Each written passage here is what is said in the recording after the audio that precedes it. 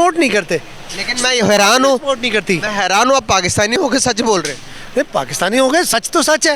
वो पाकिस्तानी हो या किसी भी कंट्री का बंदा हो, डेफिनेटली। यहाँ पर ज़्यादा लोग जो मेरा इंटरेक्ट होता है जिनके साथ, वो कहते हैं हमें जज्बा बहुत है, हम सबसे आगे। जज्बे से सारा कुछ नहीं होता ना, जज्बे के अलावा डेफिनेटली बात। पाकिस्तान का माशाल्लाह दुनिया के किसी भी तरक्की पजीर मुल्क के साथ मुवाजना किया जा सकता है। हम इंडिया के साथ कर सकते हैं। इंडिया के साथ बाज़ शोबों में हम कर सकते हैं। कौन से शोबों में? बाज़ शोबों में हम मसलन डिफेंस टेक्नोलॉजी में हमने काफ़ी तरक्की हासिल की है। डेफिनेटली बात है। देखिए, बात यही है कि हम लोग सिर्फ लकीर के फ़कीर हैं। हमें जो एजुकेशन सिस्टम दिया गया ना, मैं तो कहता हूँ इंतहाई नाकिस है।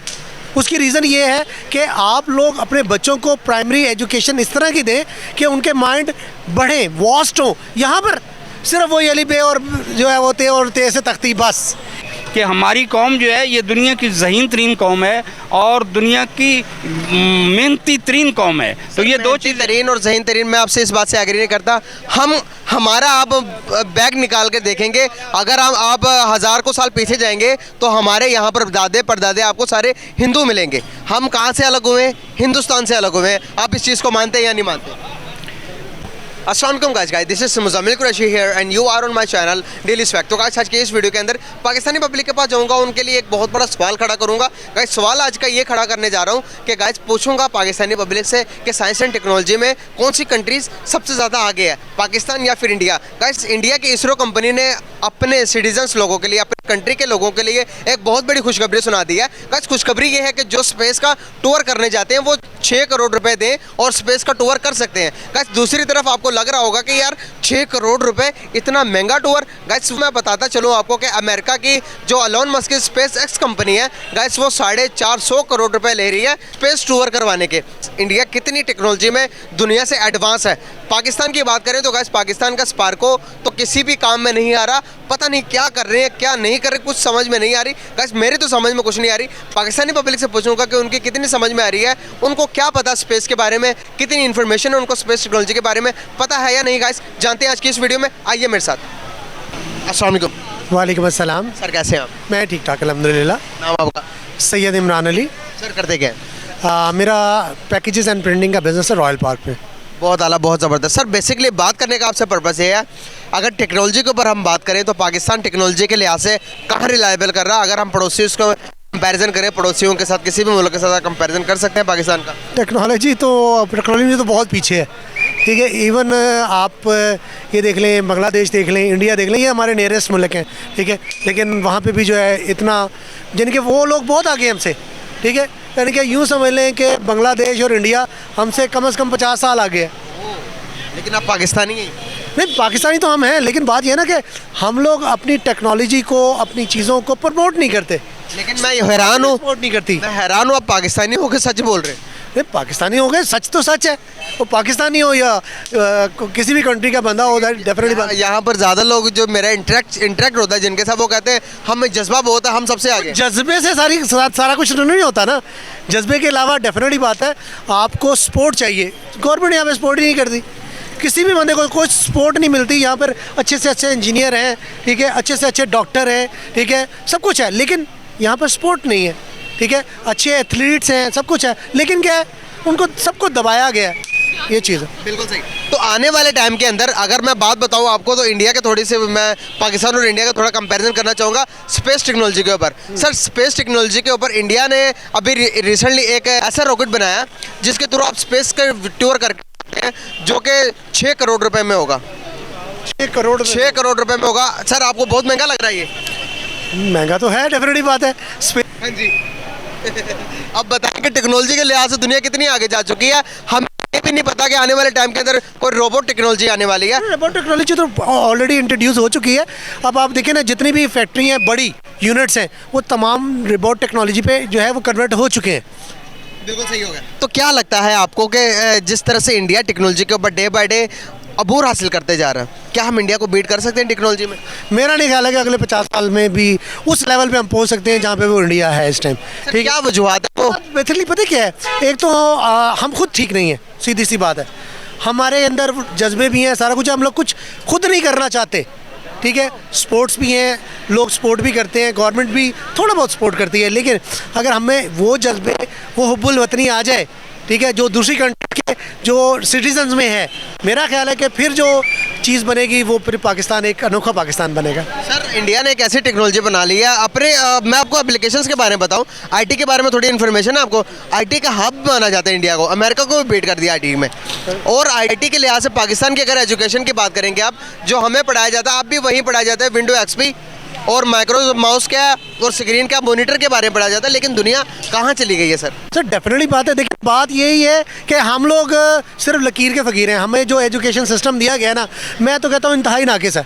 उसकी रीज़न ये है कि आप लोग अपने बच्चों को प्राइमरी एजुकेशन इस तरह की दें कि उनके माइंड बढ़ें, वास्ट हों। यहाँ पर सिर्फ वो अली बे और जो है वो ते और ते से तख्ती, बस इसके अलावा कुछ नहीं है।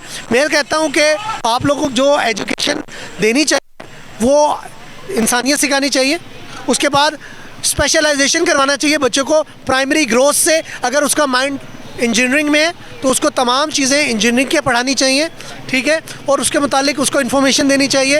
यानी कि बच्चे का जो माइंड है, बच्चा डॉक्टर बनना चाह रहा है, ठीक है, उसको इंजीनियरिंग में डाल देते हैं। यानी कि ये हमारी एक पेरेंट्स मेंटालिटी है, मैं जिसको मैं कहता हूँ कि बिल्कुल ही फजूल है, ठीक है। वो जी पायलट बनेगा बच्चा, उसके माइंड में जो है वो जहाज़ का कॉन्सेप्ट ही नहीं है, ठीक है।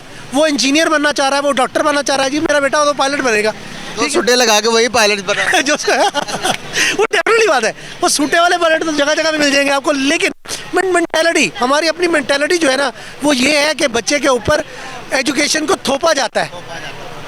मैं कहता हूँ कि आप बच्चे को प्राइमरी एजुकेशन इस तरह की दें कि उसका माइंड खुले, जिस तरफ वो जाना चाहता है उस तरफ उसको लेके जाएं। फिर मेरा ख्याल है कि एक खूबसूरत पाकिस्तान बनेगा, एक एजुकेशन सिस्टम हमारा जो है वो स्ट्रॉन्ग होगा, बच्चे जो बनना चाहते हैं वो वाकई बनेंगे। सर अगर आप बात करेंगे हमारे प्राइवेट सेक्टर फिर भी थोड़े बहुत नॉर्मल है, जो गवर्नमेंट स्कूल्स हैं, जो कॉलेजेस हैं, जो यूनिवर्सिटीज़ हैं, वहाँ पर आपको लगता है कि उस किस्म का ध्यान दिया जाता है जितना को देना चाहिए? देखिए बात पता क्या है, एजुकेशन सिस्टम जो है हमारा पहले से बेहतर हुआ है, गवर्नमेंट का भी, ठीक है। अब गवर्नमेंट स्कूल के अंदर पढ़ के भी जो है वो इतने बड़े बड़े ओहदों पे और इतनी सारी दुनिया के अंदर लोग जाकर तरक्की करते हैं। असल में पता क्या है, मैं बता रहा हूँ कि हमारे जो पेरेंट्स हैं ना, ठीक है, पेरेंट्स की जो मेंटालिटी है उसको चेंज करने की ज़रूरत है। अगर पेरेंट्स की मेंटालिटी चेंज करनी है कि बच्चा जो करना चाहते हैं ना, स्पोर्ट्स के अंदर दुनिया में लोगों ने नाम कमाया। कैसे? क्योंकि उनके पेरेंट्स ने उनको सपोर्ट किया, ठीक है। क्या खेल कूद के अंदर बच्चे आगे नहीं जा सकते? करोड़ों रुपए कमाया, अरबों रुपए कमाया है, ठीक है। आप बहुत सारी वो मिसाल भी गलत होगी ना सर कि खेलोगे कूदोगे तो हो जाओगे खराब, लेकिन खेल कूद से और बनोगे नवाब, ये भी है बराबर, डेफिनेटली बात है। अब मिसाल चेंज सकते हैं, वक्त चेंज हो गया, तो डेफिनेटली बात है, वक्त चेंज हुआ है, ठीक है। और आप इसको अगर सिंपली हम अपनी मेंटालिटी को चेंज करेंगे, पेरेंट्स सपोर्ट होगी, तो बच्चे किसी भी फील्ड के अंदर बहुत अच्छी एजुकेशन हासिल कर सकते हैं। सर वो मुल्क क्या तरक्की करेगा? हमारा डिफेंस बजट देखें 80 से प्लस है, अगर आप एजुकेशन पर देखेंगे तो हम 3% भी पूरे नहीं लगा रहे।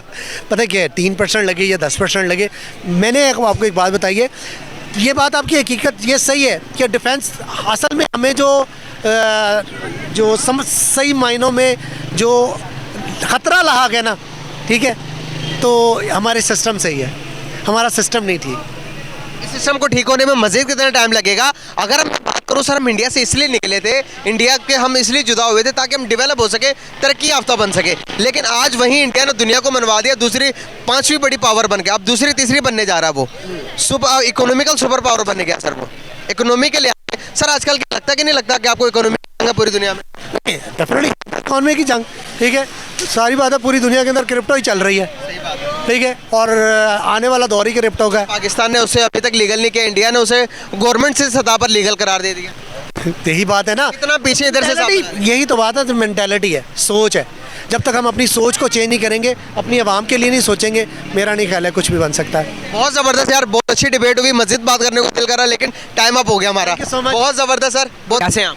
मैं ठीक हूँ, आप ठीक हैं? नाम आपका सर? मेरा नाम मोहम्मद अशरफ मोहम्मद है। ज़बरदस्त सर, माशाल्लाह, वेरी नाइस, बहुत अच्छा नाम है आपका। ये क्या मुहिम चला रहे हैं आप? सर जी, ये मैं मुहिम ये चला रहा हूँ कि इंसान ने जो बनाया है इंसानों की फलाह व बहबूद का निज़ाम, उसके अंदर बहुत सारा अदम तवाज़ुन ज़िंदगी के हर शोबे में वक़ूफ़ पज़ीर हो चुका है। तो जो अल्लाह का नाजिल करदा निज़ाम ज़िंदगी है, जो हमारे नबी करीम सल्लल्लाहु अलैहि वसल्लम ने कुरान अज़ीम की शक्ल में हमें दिया है, वो मुतवाज़न निज़ाम है। तो मैं ये कोशिश कर रहा हूँ और ये तहरीक चला रहा हूँ तमाम दुनिया के इंसानों के लिए और बिलखसूस पाकिस्तान के मुसलमानों के लिए कि हम अल्लाह और अल्लाह के रसूल के असूलों की फरमाबरदारी अगर इख्तियार करेंगे ज़िंदगी के हर शोबे में, तो हम इंशाअल्लाह अज़ीज़ दोनों जानों शॉर्टकट में जो आप बताना चाह रहे हैं वो ये है कि ज़िंदगी की जो कामयाबी है, इंसान की ज़िंदगी की जो कामयाबी वो कुरान और सुन्नत को ऊपर अमल करने से है। दुनियावी जो कानून है वो सही नहीं है आपके मुताबिक? बिल्कुल, नबी करीम सल्लल्लाहु अलैहि वसल्लम की जो ज़िंदगी है वो हमारे लिए मॉडल नमूना है और उनके बताए हुए असूलों पर ही अमल करके हम दोनों जहानों में, इस दुनिया में भी और अगली दुनिया में भी कामयाब हो। बहुत अच्छा काम कर रहे हैं sir, I appreciate you sir. एक अच्छा मुसलमान आजकल के गाइस, मैं आपको भी एक मैसेज देता चलूँ कि अगर मुसलमान को देखना ना, तो आजकल मौजूदा मुसलमान पाकिस्तान, हिंदुस्तान और सऊदी अरेबिया के मुसलमानों को देखें ना देखें आप, अगर आपने एक अच्छे मुसलमान को देखना तो आप मेरे नबी आप सल्लल्लाहु अलैहि वसल्लम की अस्वाए हुस्ना को, आप सल्लल्लाहु अलैहि वसल्लम की ज़िंदगी को थोड़ा पढ़ लीजिए, स्टडी कर लीजिए, आपको पता चल जाएगा मुसलमान कौन है और क्या मकसद है मुसलमानों का इस दुनिया में आने के लिए। तो सर मेन टॉपिक की तरफ चलते हैं। अभी दुनिया में तरक्की कर लिए, डेवलपमेंट के लिए आपको क्या लगता है कि कितना ज़रूरी है साइंस एंड टेक्नोलॉजी? और दूसरा सवाल मेरा ये है, पहले सवाल का जवाब दे दें आप, उसके बाद दूसरा सवाल करता हूँ आपसे। साइंस एंड टेक्नोलॉजी जो है ये बहुत ही ज़रूरी है इंसानी ज़िंदगी की रफ्तार को मेंटेन करने के लिए दूसरी कौमों के साथ, क्योंकि दुनिया की हर कौम जो है वो इसकी तरफ अपनी तवज्जो मरकूज़ कर रही है। और आज दुनिया में जो कौमें लीड कर रही हैं उनकी अचीवमेंट्स और उनकी कामयाबियां टेक्नोलॉजी के मैदान में बहुत ज़्यादा हैं। तो हमारे लिए भी बहुत ज़रूरी है कि हम टेक्नोलॉजी के इल्म के ऊपर तवज्जो दें, हमारी हुकूमत भी तवज्जो दे, हमारे सनतकार भी तवज्जो दें, और ताकि हम ज़िंदगी के हर शोबे में टेक्नोलॉजी को अप्लाई करके ज़िंदगी के हर शोबे में तमाम अक़वाम का मुकाबला कर सकें। खा वो सनत का शोबा है, खा वो दिफा का शोबा है, खा वो कम्युनिकेशन का शोबा है, खा वो मीडिया का शोबा है, किसी भी शोबे में अब टेक्नोलॉजी के बगैर कोई कौम आगे नहीं बढ़ सकती। सर आपको क्या लगता है टेक्नोलॉजी के लिहाज से अभी आप पाकिस्तान का कौन से मुल्क के साथ आप मुवाजना कर सकते हैं? कंपैरिजन किस मुल्क के साथ हो सकता है आप टेक्नोलॉजी के लिहाज से? पाकिस्तान का माशाल्लाह दुनिया के किसी भी तरक्की पजीर मुल्क के साथ मुवाजना किया जा सकता है। हम इंडिया के साथ कर सकते हैं? इंडिया के साथ बाज़ शोबों में हम कर सकते हैं। कौन से शोबों में? बाज़ शोबों में हम मसलन डिफेंस टेक्नोलॉजी में हमने काफ़ी तरक्की हासिल की है, मिसाइल टेक्नोलॉजी में काफ़ी तरक्की हासिल की है। उसके बाद एवियानिक्स में जो तैयारे बनाने की टेक्नोलॉजी में हमने तरक्की हासिल की है। उसके बाद जो बहरिया की मुख्तलिफ़ किस्म की इक्विपमेंट्स है उसके ऊपर हमने काफ़ी तरक्की हासिल की है।